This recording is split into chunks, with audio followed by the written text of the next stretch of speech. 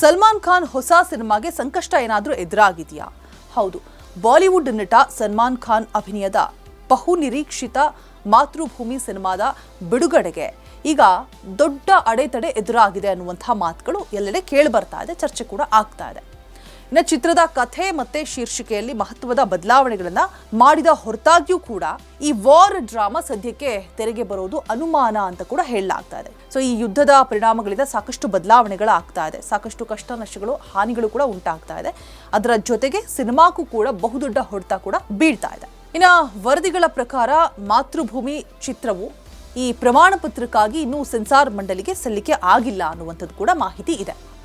ಇನ್ನು ಈ ಸಿನಿಮಾವನ್ನ ಬಿಡುಗಡೆ ಮಾಡುವಂತಹ ಬಿಫೋರ್ ದಟ್ ನಾವು ಏನೆಲ್ಲ ಕಾನೂನಾತ್ಮಕವಾಗಿ ಪ್ರಕ್ರಿಯೆಗಳ ಬಗ್ಗೆ ಏನೆಲ್ಲ ರೂಲ್ಸ್ ರೆಗ್ಯುಲೇಷನ್ಸ್ನ ಫಾಲೋ ಮಾಡಬೇಕು, ಯಾವ ರೀತಿಯಾಗಿ ಬಿಡುಗಡೆಗೆ ಪ್ಲಾನ್ ಮಾಡಬೇಕು, ಇದೆಲ್ಲವನ್ನು ಕೂಡ ಈಗ ಸಿನಿಮಾ ಟೀಮ್ ಸದ್ಯಕ್ಕೆ ಚರ್ಚೆಯನ್ನು ಕೂಡ ಮಾಡ್ತಾ ಇರುವಂಥದ್ದು. ಸೊ ಈ ಒಂದು ಸ್ಟೆಪ್ಪಲ್ಲಿ, ಈ ಒಂದು ಹಂತದಲ್ಲಿ ಅಡೆತಡೆ ಇಲ್ಲದೆ ಚಿತ್ರದ ರಿಲೀಸ್ಗಾಗಿ ಮುಂದಿನ ದಾರಿ ಏನು ಅನ್ನೋದು ಕೂಡ ಈ ಟೀಮ್ ಒಂದು ರೀತಿಯಾಗಿ ಪರಿಶೀಲನೆ ಕೂಡ ಮಾಡ್ತಾ ಇದೆ. ಬಿಕಾಸ್ ಯಾವುದೇ ರೀತಿಯಾದಂತಹ ಅಡೆತಡೆಗಳು, ತೊಂದರೆಗಳು ಆಗಬಾರ್ದು ಅಂತ ಹೇಳ್ಬಿಟ್ಟು ರಕ್ಷಣಾ ಸಚಿವಾಲಯ, ಭಾರತೀಯ ಸೇನೆ ಅಥವಾ CPFC ಇವುಗಳಲ್ಲಿ ಯಾವುದೇ ವಿಭಾಗದ ಅಧಿಕಾರಿಗಳಾಗಿರ್ಬೋದು ಈವರೆಗೆ ಸಿನಿಮಾವನ್ನ ನೋಡಿಲ್ಲ ಅನ್ನುವಂತಹ ಮಾತುಗಳು ಕೂಡ ಒಂದು ಕಡೆ ಕೇಳಿ ಬರ್ತಾ ಇದೆ. ಇನ್ನು ಮಿಡ್ ಡೇ ವರದಿ ಈ ಬಗ್ಗೆ ಒಂದಷ್ಟು ಮಾಹಿತಿ ಕೂಡ ಹಂಚಿಕೊಂಡಿರುವಂಥದ್ದು. ಸೊ ಇನ್ನು 2020ರಲ್ಲಿ ಈ ಭಾರತ ಮತ್ತೆ ಚೀನಾ ಸೈನಿಕರ ನಡುವೆ ಏನು ಗಲ್ವಾನ್ ಕಣಿವೆ ಸಂಘರ್ಷದ ಆಯಿತು, ಆ ಒಂದು ಹಿನ್ನೆಲೆ ಈ ಸಿನಿಮಾವನ್ನ ಈ ಮೊದಲು ರೂಪಿಸಲಾಗಿತ್ತು, ಕಂಪ್ಲೀಟ್ ಆಗಿ ಅದೇ ಒಂದು ಪಿಕ್ಚರೈಸ್ ಮಾಡಿಬಿಟ್ಟು. ಸೊ ಆದರೆ 2025ರ ಡಿಸೆಂಬರ್ನಲ್ಲಿ ಟೀಸರ್ ಬಿಡುಗಡೆಯಾದಂತಹ ಸಂದರ್ಭದಲ್ಲಿ ಚೀನಾದ ಕೆಂಗಣ್ಣಿಗೂ ಕೂಡ ಗುರಿಯಾಗಿತ್ತು. ಇನ್ನು ಈ ಸಿನಿಮಾದ ಈ ಚಿತ್ರದಲ್ಲಿ ಏನು ಸತ್ಯ ಇದೆ ಅದನ್ನು ಕಂಪ್ಲೀಟ್ ಆಗಿ ತಿರ್ಚಿದ್ದಾರೆ ಅನ್ನುವಂಥ ಆರೋಪ ಕೂಡ ಎದುರಾಗಿತ್ತು. ಯಾವಾಗ ಟೀಸರ್ ರಿಲೀಸ್ ಆಯ್ತಲ್ವಾ, ಆ ಒಂದು ಸಂದರ್ಭದಲ್ಲಿ ಆಕ್ರೋಶಕ್ಕೂ ಕೂಡ ಕಾರಣವಾಗಿತ್ತು.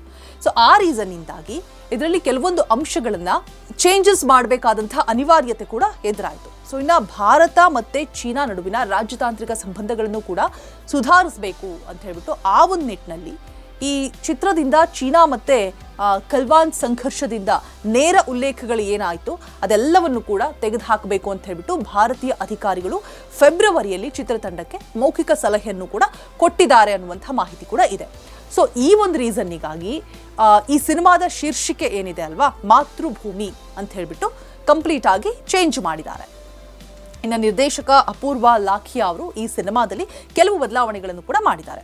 ಆದರೆ ಈ ಸಿನಿಮಾವನ್ನ ಮೊದಲಿಗಿಂತ ಹೊಸದಾಗಿ ಏನು ಚಿತ್ರೀಕರಣ ಮಾಡಿಲ್ಲ ಅನ್ನೋದು ಕೂಡ ಸ್ಪಷ್ಟಪಡಿಸಿದ್ದಾರೆ. ಬಿಕಾಸ್ ಯಾವೆಲ್ಲ ಅಂಶಗಳನ್ನು, ಯಾವುದೆಲ್ಲ ಸತ್ಯತೆಯನ್ನು ತಿರುಚಿ ತೋರಿಸಲಾಗಿದೆ ಅಂತ ಹೇಳ್ಬಿಟ್ಟು ಹೇಳಿದ್ರಲ್ವ, ಸೊ ಆ ಒಂದು ಅಂಶಗಳನ್ನು ಮಾತ್ರ ಇದರಿಂದ ಅಳಿಸಿ ಹಾಕಲಾಗಿದೆ ಅನ್ನುವಂಥ ಮಾಹಿತಿ ಇರುವಂಥದ್ದು. ನಾವು ಮುಂಬೈನಲ್ಲಿ ನಡೆದಂತಹ ಚಿತ್ರೀಕರಣದ ಸಂದರ್ಭದಲ್ಲಿ ಪೋಷಕ ಪಾತ್ರಗಳ ಮತ್ತು ಕುಟುಂಬ ಮತ್ತು ಪ್ರೇಮ ಕಥೆಗಳಿಗೆ ಸಂಬಂಧಪಟ್ಟಂತಹ ದೃಶ್ಯಗಳನ್ನು ಹೆಚ್ಚುವರಿಯಾಗಿ ಸೇರಿಸಲ್ಪಟ್ಟಿದೆ ಅನ್ನುವಂಥ ಮಾಹಿತಿ ಕೂಡ ಇದೆ.